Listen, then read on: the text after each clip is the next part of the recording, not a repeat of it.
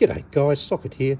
Today we're going to continue on with our car audio amplifier series, and in today's episode we're going to look at a tiny little chip on your circuit board called the Pulse Width Modulator. It plays a really important role, and without it we wouldn't have today's modern amplifiers. So let's dive on in and take a look at Pulse Width Modulators. So pulse width modulators are a special kind of computer chip that are used to switch transistors on and off very quickly. They usually are pretty weak in terms of its signal strength, so they're generally paired up with driver chips to amplify their signal.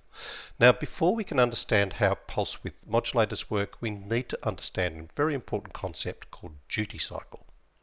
So starting with a really simple circuit, just a light bulb, a battery and a switch, and when the switch is turned off, we don't have a complete circuit, so the electrons can't flow, and of course the light bulb is off.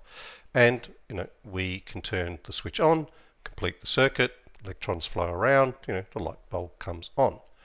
But if we use a pulse width modulator to switch the switch on and off, 1,000 times a second or more, what happens is that the light bulb won't be fully on or fully off. It will actually glow at half brightness.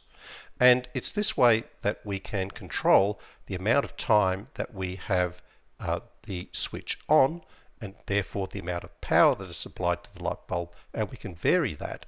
And that is the concept behind a pulse width modulator.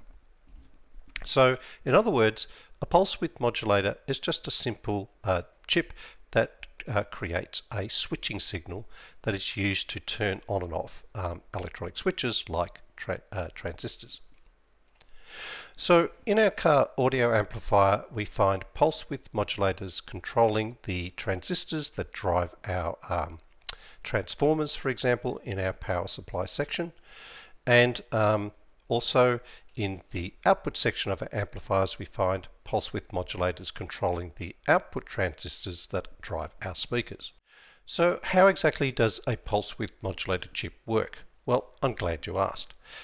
So first of all, the pulse width modulator chip produces what we call a square wave, and you can kind of tell from the diagram why it's called that. But just like a sine wave, it will oscillate around a zero line.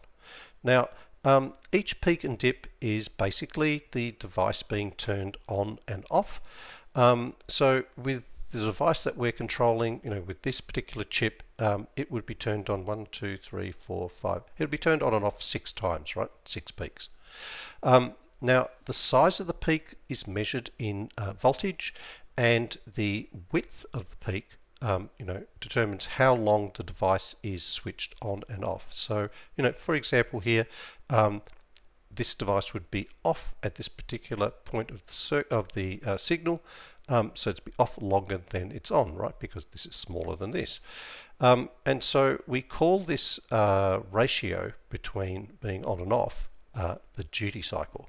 So the pulse width modulator can run anywhere between 0% duty cycle, which means the device is always off, to 100% duty cycle, which means the device is always switched on, and kind of anything in between. So the longer and the more often we have the switch turned on, the more power is supplied to the device. So by adjusting the duty cycle, we can adjust the brightness of the bulb or the speed of a fan or whatever it is that we're trying to control.